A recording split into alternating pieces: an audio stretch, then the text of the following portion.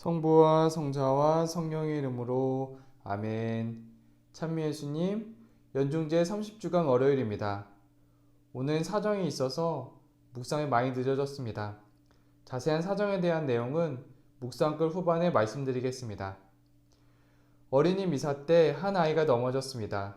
신부님은 아이가 넘어져서 다친 것을 보고 미사를 중단하고 직접 약을 가져와서 발라주었습니다. 그 아이의 기억 속의 신부님은 미사보다 내가 더 소중하구나 라는 사랑의 기억을 갖게 되었습니다. 제가 보기에는 신부님께서 미사 도중에 중단하는 것이 큰 고민이 될 거라고 생각되지만 그 신부님은 고민이 아니었습니다. 당연히 미사에 온 아이가 다쳤으면 그 아이의 아픈 상처를 낫게 해주는 것이 가장 중요했습니다. 미사보다 한 아이가 더 소중함을 알 수 있었습니다. 오늘 복음에서 예수님께서는 형식보다 사람의 중요함을 보여주십니다. 예수님께서 회당에 계실 때 18해 동안이나 병마에 시달리는 여자가 있었습니다. 그는 허리가 굽어 몸을 조금도 펼 수가 없었습니다. 예수님께서는 여인아, 너는 병에서 풀려났다 하시며 치유해 주십니다. 그런데 회당장은 예수님께서 안식일에 병을 고쳐주셨으므로 분개하였습니다. 예수님께서는 적대자들에게 말씀하셨습니다. 사탄이 무려 18해 동안이나 묶어 놓았는데 안식일일지라도 그 속박에서 풀어주어야 하지 않느냐. 안식일은 주님을 기억하기 위해 안식일을 지키라는 의미입니다. 안식일을 통해 사람은 주님을 온전히 기억하며 주님과의 관계를 유지합니다. 모든 상황 앞에서 예외가 있는 것인데 종교 지도자들은 그 예외를 인정하지 않았습니다. 사람이 중요하지만 그들은 법을 중요하게 생각했습니다. 예수님께는 병으로 고통받는 여인이 하루빨리 치유받는 것이 중요했습니다. 안식일을 지키지 말라는 것이 아니라 상황에 따라 아픈 사람이 있으면 사람이 먼저라는 의미입니다. 오래전에 규정보다 배려받은 경험이 있었습니다.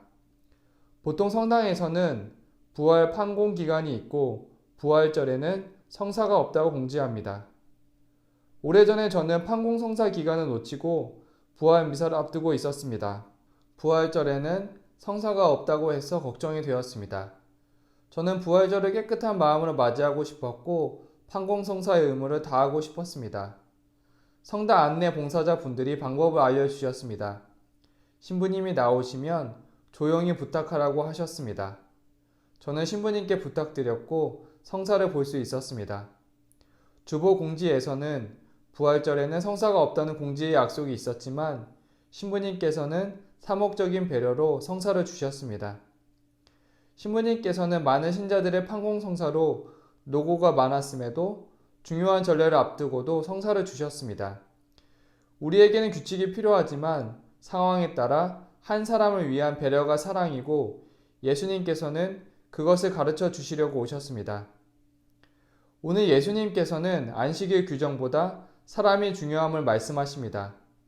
모든 사람들이 규정에 따르고 규칙적이면 관리자의 입장에서는 신경 쓸 일이 없습니다. 하지만 우리 각자의 상황은 모두가 다르고 일률적이지 않습니다. 예수님께서 여인을 치유해 주시기 위해 오신 것처럼 우리 각자 개인을 위해서 오셨습니다. 주님께서는 이사야서 말씀, 내가 나의 눈에 값지고 소중하며 내가 너를 사랑하기 때문이다 라는 말씀처럼 우리 자신을 무척 사랑하십니다. 예수님께는 안식일과 같은 다른 어떤 조건이나 상황이 중요한 것이 아니라 우리 한 사람, 개인이 구원받는 것이 중요합니다. 우리 한 사람, 우리 자신을 구원하러 오신 예수님을 기억하며 내일 주님께 치유받는 것이 아니라 지금 이 순간 주님께 치유받아야 함을 기억해야겠습니다. 한 가지 공지사항이 있습니다. 미리 공지가 되었으면 좋았을 텐데 양해의 말씀을 드립니다. 늘 부족한 묵상에 함께 해주셔서 감사드립니다. 그동안 매일 묵상에 대한 지향으로 준비했지만 어려움이 많았습니다. 앞으로 계획이 바뀔 수 있지만 임시적으로 월, 수, 금 3일간만 묵상을 하려고 합니다. 이해해 주시면 좋겠고 기도로 기억해 주시면 좋겠습니다.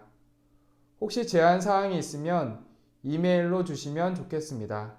감사합니다. 성부와 성자와 성령의 이름으로 아멘.